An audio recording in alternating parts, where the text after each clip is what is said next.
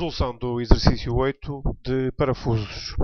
Neste exercício pretende-se determinar a tensão de corte máxima que atua nestes parafusos ABCD, nestes 4 parafusos. Para isso temos que determinar primeiro a carga resultante em cada parafuso, A, B, C ou D, e fazer o cálculo da tensão no parafuso que tiver a maior carga resultante. Trata-se de um conjunto de parafusos que está submetido a carregamento excêntrico, portanto uma força F de 16 kN que está aplicada a uma determinada distância do centroide do conjunto de parafusos. A força resultante em cada parafuso é obtida a partir desta equação aqui representada. Trata-se da soma vetorial de duas forças que têm designações F' e F duas linhas. O ângulo alfa é o ângulo entre estas duas forças F' e F duas linhas que atuam em cada parafuso. A força F' é dada por esta equação, F' igual a Q sobre M, em que Q é o esforço cortante externo e N o número de parafusos. F duas linhas é dada por esta equação em função do momento externo e das distâncias R de cada parafuso ao centroide do conjunto de parafusos. Rn é a distância do parafuso que nós queremos determinar a força F duas linhas. Para sabermos estas distâncias de cada parafuso ao centroide, temos que começar por determinar onde é que está o baricentro do conjunto de parafusos. Neste exemplo que está aqui neste PDF, trata-se do conjunto de 4 parafusos e, portanto, pode ser determinado o baricentro pelas coordenadas respectivas x e y a partir de um determinado referencial. Portanto, é sempre por aqui que nós temos que começar a resolução do exercício sobre carregamento excêntrico em parafusos. A partir desta equação podemos então definir estas distâncias R que estão aqui referidas nesta figura.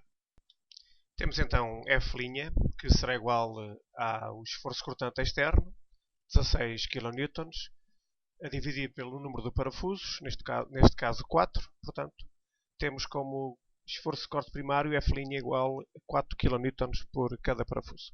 Para determinarmos F duas linhas em cada parafuso, neste caso o parafuso A, B, C e D, portanto F duas linhas A, F duas linhas B, F duas linhas C e F duas linhas D, temos que começar por determinar as distâncias ao baricentro RA, RB, RC e RD.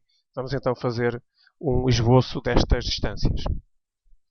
Traçamos então o referencial OXY e marcamos os 4 parafusos A, B, C e D.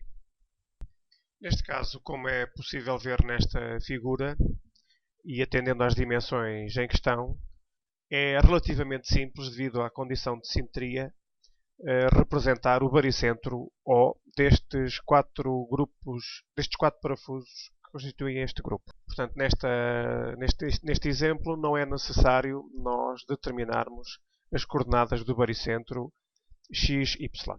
Fizemos então passar o referencial ao XY justamente pelo baricentro do grupo de parafusos.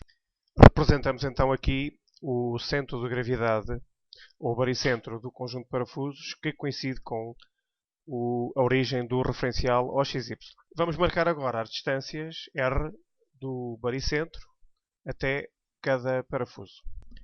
Estão assim representadas as distâncias RA, RB, RC e RD desde o baricentro até cada parafuso. Usando o teorema de Pitágoras, podemos facilmente calcular as dimensões destas distâncias RA, RB, RC e RD. Calculamos desta maneira o momento, portanto força vezes o braço, 16 kN vezes a distância desde a força até ao baricentro. Podemos também calcular facilmente as distâncias RA, RB, RC e RD, são todas iguais, e são iguais à raiz quadrada de um cateto que tem um comprimento de 60 ao quadrado, mais o outro cateto 75 ao quadrado. Portanto, a raiz quadrada disto dará a hipotenusa que corresponde aos valores de R. A força F duas linhas, a força de corte secundário, devido ao momento, virá então igual a 17.917 newtons. Vamos agora representar graficamente as forças F' e F duas linhas em cada parafuso. Agora, a verde estão representadas as forças F' de corte primário. Estas forças F' têm a direção e o sentido da força externa F e têm o valor de 4 kN. As forças F duas linhas são forças de corte secundário que resultam da ação do momento. Portanto, elas têm que fazer um ângulo de 90 graus em relação ao braço deste momento, ou seja, têm que fazer um ângulo de 90 graus com cada raio em relação a cada parafuso. Portanto, entre F duas linhas C e IRC tem que haver um ângulo de 90 graus e assim sucessivamente. O sentido deste momento é o sentido do momento externo provocado pela força exterior F em relação ao baricentro. Portanto, neste caso, um sentido de rotação dos ponteiros do relógio, sentido direto. Esta força vale 17 kN, pelo que tem um valor, uma dimensão, uma intensidade bastante maior do que a força F'. Vamos traçar de seguida a resultante destas duas forças, F. Portanto, a resultante entre F' e F duas linhas, fazendo a soma vetorial destas duas forças. Cá temos então representadas a vermelho as resultantes das forças de corte em cada parafuso. Como é visível a partir destas figuras, a intensidade das forças dos parafusos do lado direito, A e B, a resultante tem uma intensidade maior do que as resultantes dos parafusos do lado esquerdo, FC e FD. Portanto, analiticamente também teremos que observar estes valores.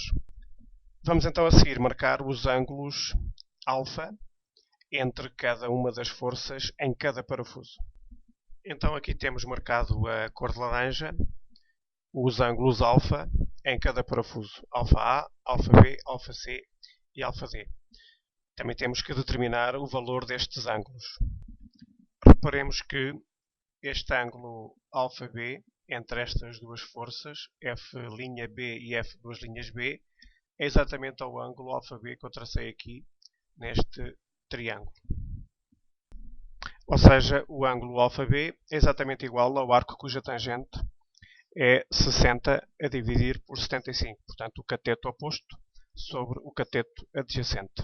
Portanto, o ângulo dá 38,7 graus. Aqui nestas forças dos parafusos do lado esquerdo, podemos ver facilmente que este ângulo αC e αD são ângulos obtusos, que podem ser facilmente determinados fazendo 180 menos o ângulo restante. Portanto, αC, por exemplo, será exatamente igual a 180 menos o ângulo θ. O ângulo θ será também igual exatamente a este ângulo.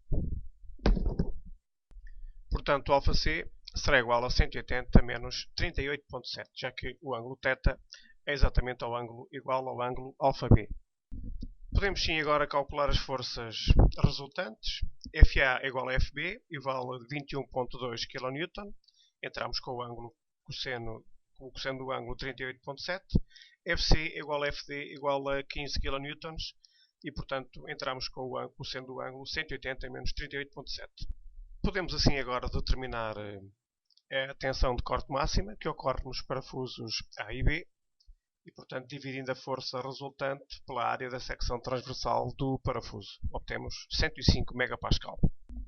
Em relação à pergunta C, a pressão de contacto máximo é a pressão que ocorre entre o parafuso e a placa ou o perfil. A barra, neste caso, tem uma espessura de 15 mm.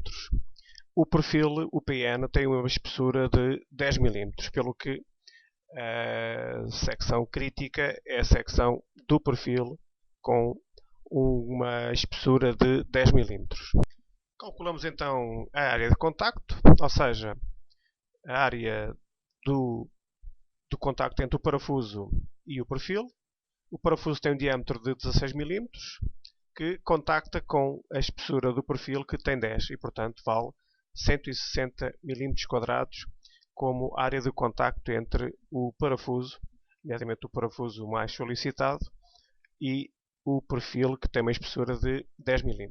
Então a pressão será de menos 133 MPa.